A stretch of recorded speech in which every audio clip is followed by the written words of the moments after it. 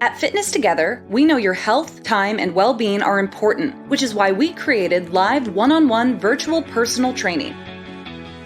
We develop a customized program individually tailored to fit your needs, no matter your fitness level. Your personal trainer will push you, motivate you, and make adjustments to your workout in real time to ensure you're safe and getting the maximum results, all in the comfort of your home. In a V position here, chest high, nowhere to touch side.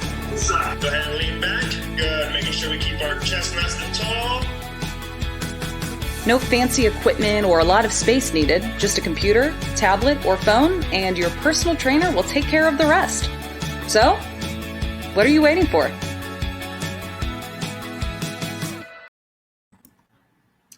Good afternoon. Welcome to the Wednesday workshop here at Fitness Together in Ashland.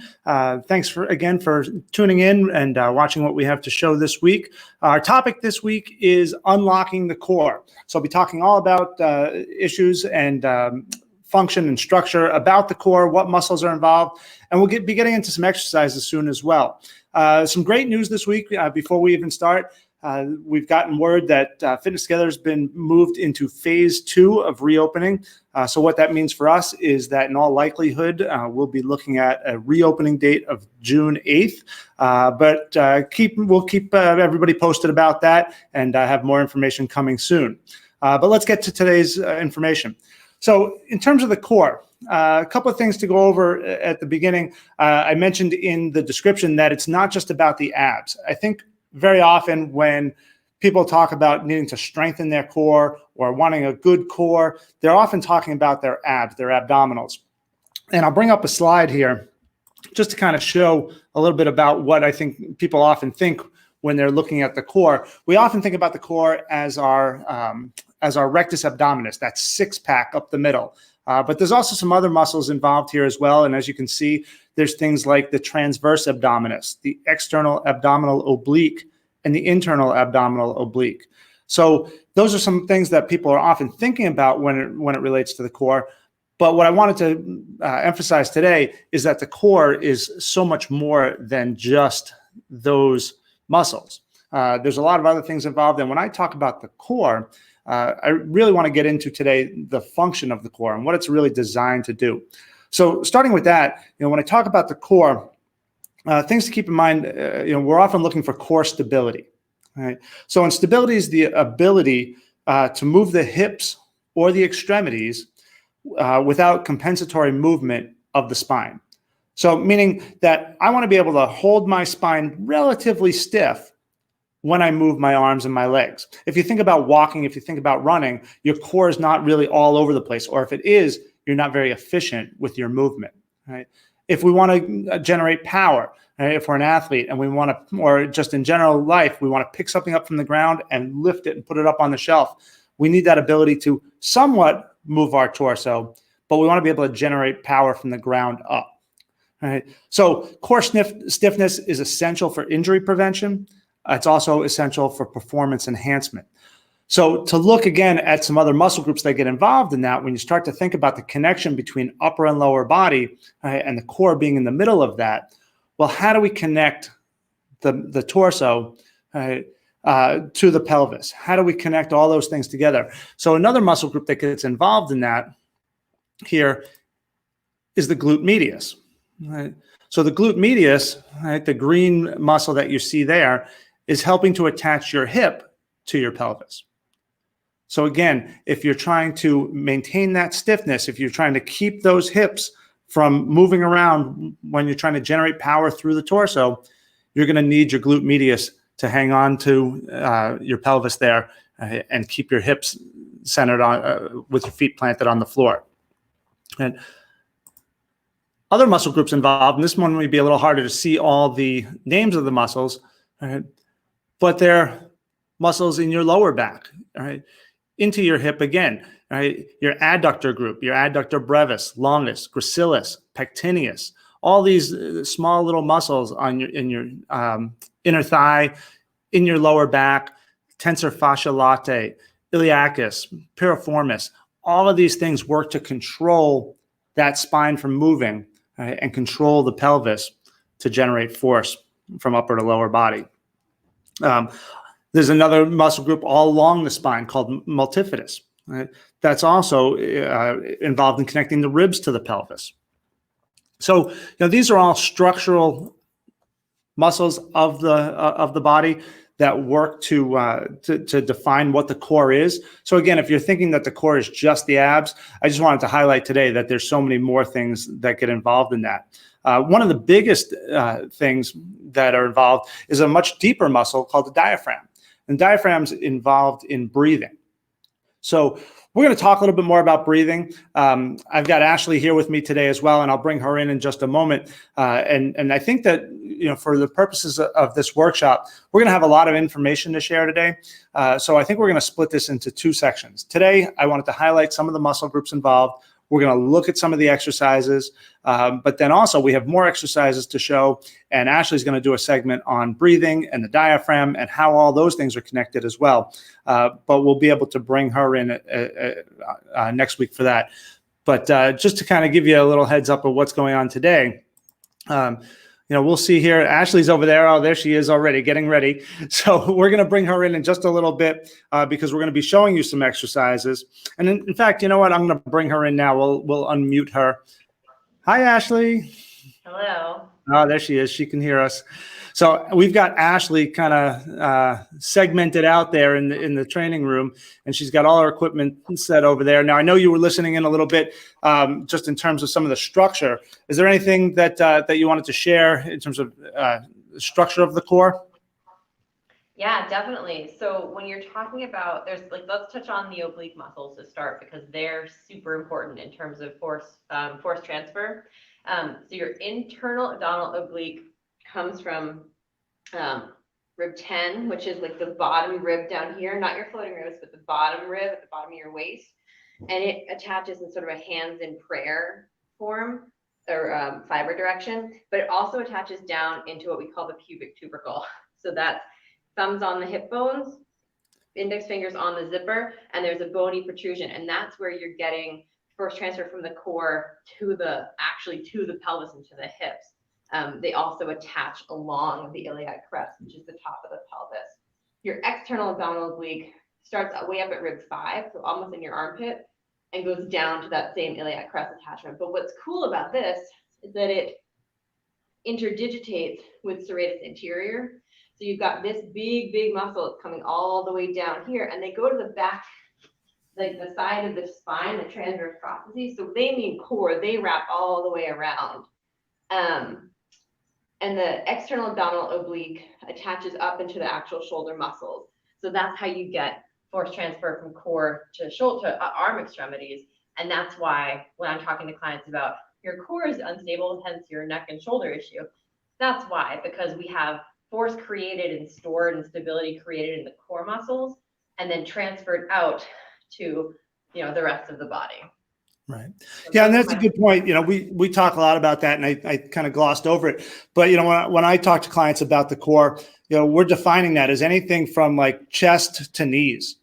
So again, we tend to think of core being the obliques and the rectus abdominis, the six pack. But it's everything, and that's why training those other muscle groups and the exercises that we're going to do today really show all that.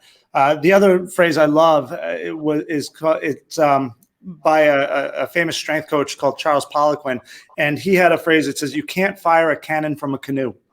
All right, and meaning that if you have that unstable kind of base, and you try to let loose of that cannon, you try to fire that shot, right, you're going to basically fire a dud. It's not going to go very far. Right, you need a real solid base in order to generate that force and that power to have that shot go where you want it.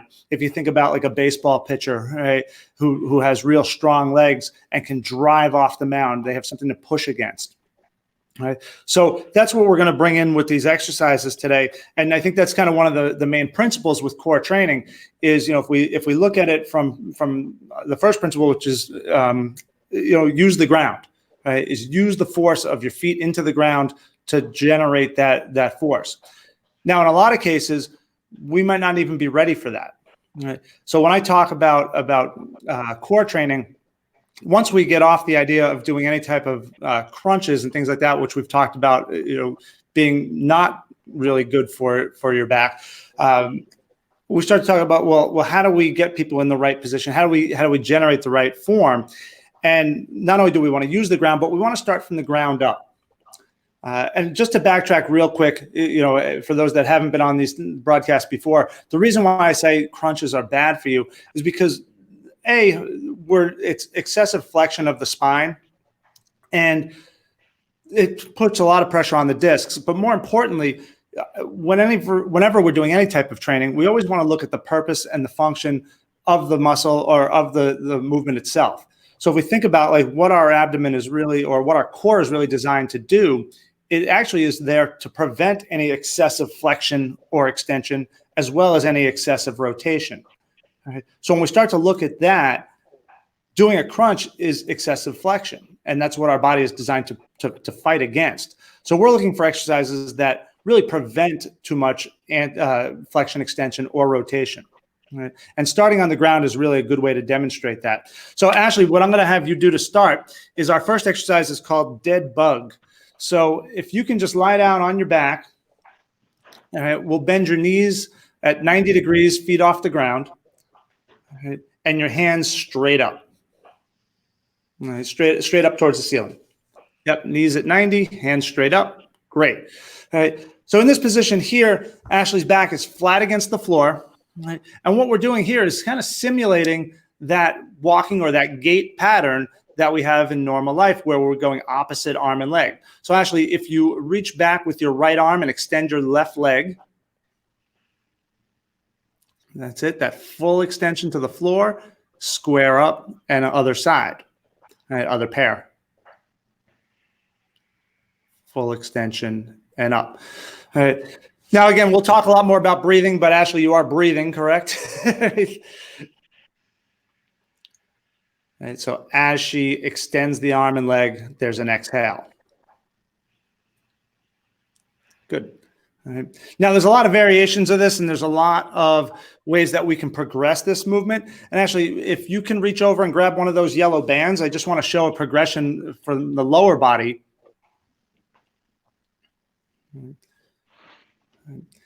So we have a mini band there, a yellow mini band, and that's just a light resistance. If you put that around your feet, and we get our bands from Perform Better. There's a lot of different places that have them, and I think when you buy them online, you can get them. Different places have different colors, but the yellow one's a light resistance band. But having that around your feet, now we can create some more tension in the lower body doing the same exercise. So again, as she extends out, there's a little bit more pressure against the left glute, right? And then the other side. So again, there's a little bit more involvement and a little bit more recruitment that needs to happen between the upper and lower body to make that happen. You feel a big difference there, Ashley? Yes, definitely. Yeah, my left leg, when my right leg goes down, my left leg has to work a lot harder. So I'm getting hip flexor activation, some quad activation, glute activation, and then I can't just like whip my leg back up because that would not feel very good. So then I'm also having to control that force, and there I'm feeling, as that leg comes up, I'm definitely feeling my oblique muscles on the right hand side. Yeah. I mean, just those small things alone, you get so much activation in those oblique muscles. It feels awesome in a burning kind of way.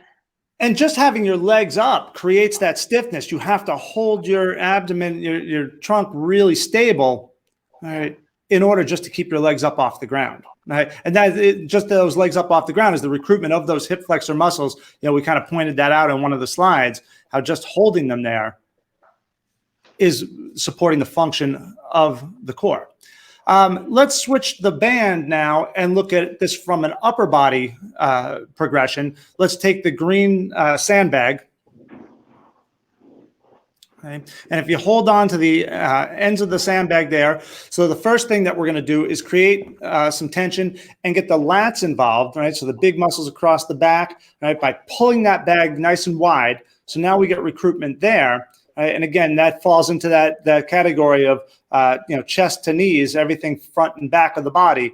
So now, as you extend the leg, rotate the bag diagonally and reach back. Right? So now we've got some more upper body stiffness that we're creating and allowing the legs a little bit more freedom.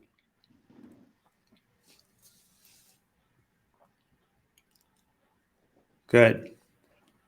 Great. All right. Come on down with that. Now, of course, there's a lot of other progressions. We could bring the band back in, and we can have both the band and the sandbag going at the same time, which would be just a further progression of that exercise. Once we have competency there, we can also progress to another exercise from the ground up, and that would be bridges. So I'm going to have Ashley lying on the ground again. This time we'll leave the feet in contact with the floor. Okay. And this again supports the idea of ground up, using that ground to create force. So our basic level bridge is as Ashley pushes directly into the ground with her feet. We'll see an elevation of the hips. The hip flexors push up towards the ceiling as we get an exhale. And then inhale as she lowers her hips back down to the ground. Okay. So again, exhaling on the way up, pushing into the ground. Right, and the inhale on the way back down. Good. Let's bring the sandbag back in, and just this is very similar to our dead bug exercise. Right. But with the sandbag, again, we can create that upper body tension. Right. We can get stiffness throughout the core in the lats. We can turn the bag diagonally again. And as we bridge up, we'll reach diagonally out and then bring that bag diagonally all the way back down to the left hip. Good. And back to the center. And down with the hips. Okay. Rotate the bag the other way. All right. Hips up. Pushing into the ground. Reaching diagonally high, diagonally low, and back to the center. Awesome. Good. Okay, coming up from there.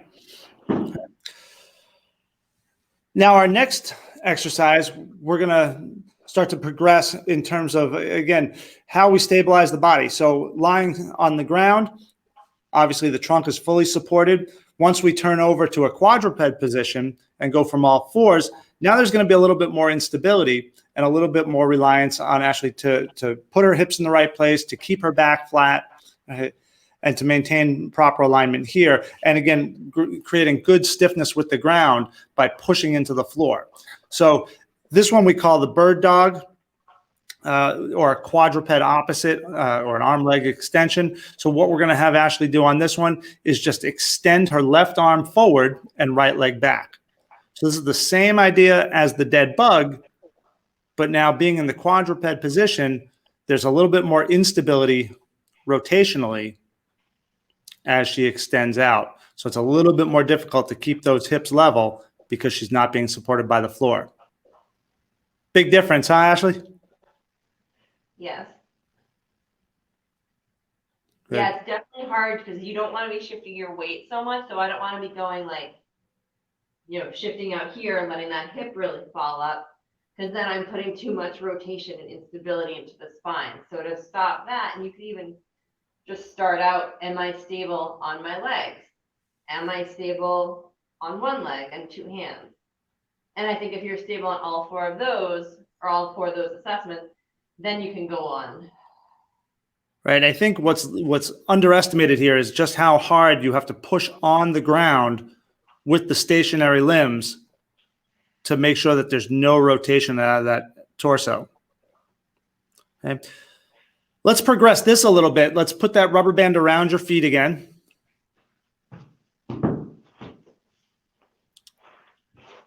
Okay. So again, the same way we progressed the dead bug, the progressions here are similar, where we have to create that tension into the ground. As she extends her leg, there's going to be much more resistance against the hamstring and the glute. And you can see a little bit more instability in the hip as she tries to stabilize that movement. It requires a lot more correction as the extension happens. All right, Ashley, if you can reach the green bag, let's just go right to the top here. All right.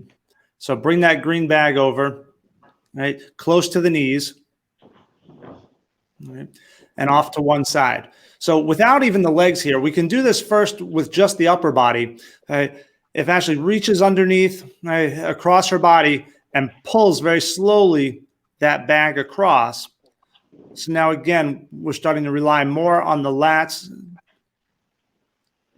to initiate that movement and the stiffness with the rest of the body to prevent rotation. All right, bring that bag close to the knees again. That's it. Yep, keep it right alongside the knees. Now let's add the leg in. All right, yep, on the next one, let's bring the leg. That's it. Right, so now we have both upper and lower body resistance throughout that movement pattern. Excellent. One more time each way.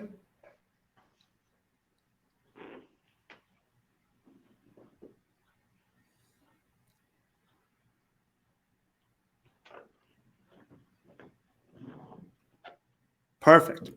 Okay, let's try one more thing for today. There's obviously, like I said, a lot of exercises, and we haven't even gotten to half kneeling, tall kneeling, standing, off the ground, single leg.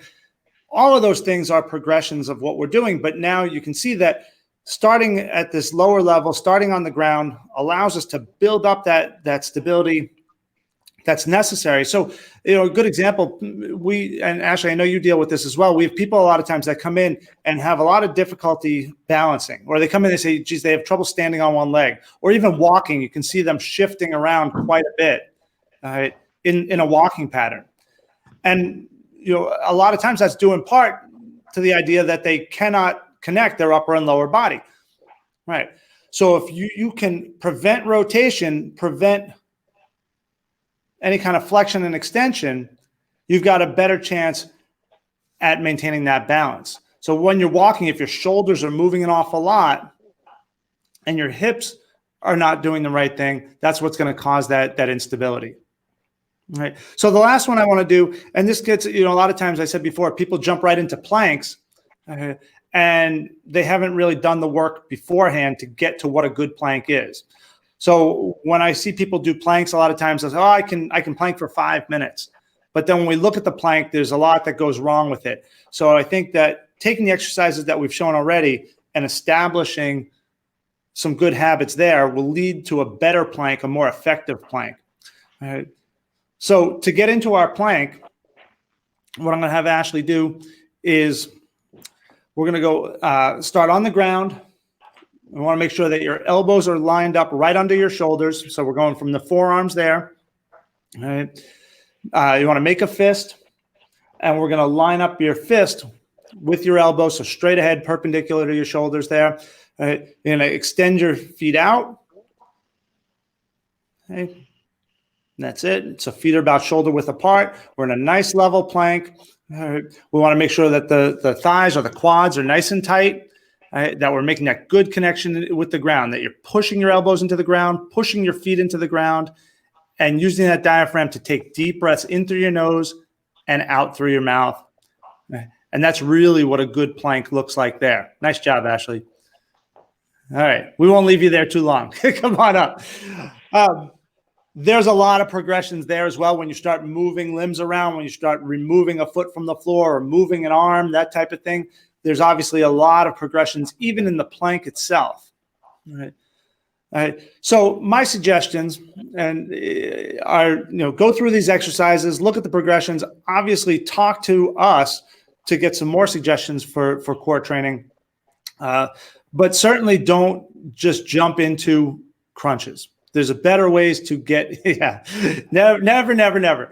There's better ways to get your core workout in. Just trying those simple 3 or 4 exercises that we showed today and the progressions will leave you with an incredible core workout. But more importantly, it'll help improve your strength, not just in the core, but throughout your entire body to create more power. Ashley, do you have anything to add before we wrap up today? I would say, hold on, I'm going to grab my stability ball. Because what I would say is that if the idea of even the dead bug kind of freaks you out, you're like, I don't think I can even hold my legs up there. Where I start pretty much all of my clients, whether you are doing, your basic, like I'm just coming to the gym for the very first time and I have some low back pain, or if you've been working out for years and you have low back pain, or you were just unsteady on that single leg stance, or any kind of like the most basic thing you can do is supine 90-90, which if I can show that really quick, I think will help. Oh, sure, yeah. Because I do this every morning. This is a breathing corrective that I give clients. It's the base, like I said, the basis for the dead bug. And I use it to wake up my core muscles, my obliques, my TVA, because I do have low back pain, and so I don't want to live in discomfort. So I make sure that I do this and the opposite, which is crocodile breathing, which is face down, which we'll talk about next time. Almost before I get out of bed in the morning, I kind of like roll onto, like slug my way onto the floor and put my heels on my bed and do my supine 90-90. And you'll notice that my chest doesn't move when I breathe it doesn't move very much when I breathe. You're gonna see a big like balloon in the belly, and I'm doing 5 seconds inhale, 10 seconds exhale to kind of wake up and let the diaphragm pull down so the lungs can inflate, and then allow those muscles to contract, because your obliques are, at least the IAO, if I'm remembering correctly, are muscles of exhalation. So your exhale is when those muscles engage. So same position. I'm just up on the ball, 90-90. And I'm gonna do my big inhale here.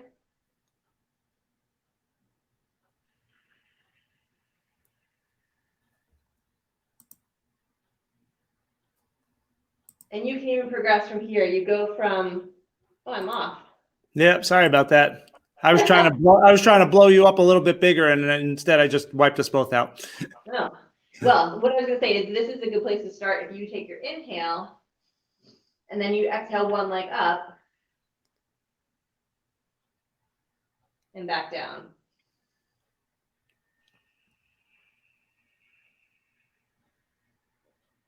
And you can just start with these guys, and then you could start with, one leg, 2 leg at the same time. So this is like the most basic corrective and baseline. If you're worried about like, oh, my back bothers me or this or that, this is where you can start.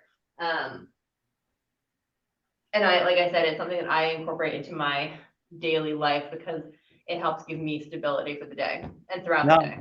Yeah, that's a great. It also works well in a chair because you're already in a 90-90 position. So if you're sitting at your desk and you're like, oh, my back's kind of getting sore. Well, hey, look at that.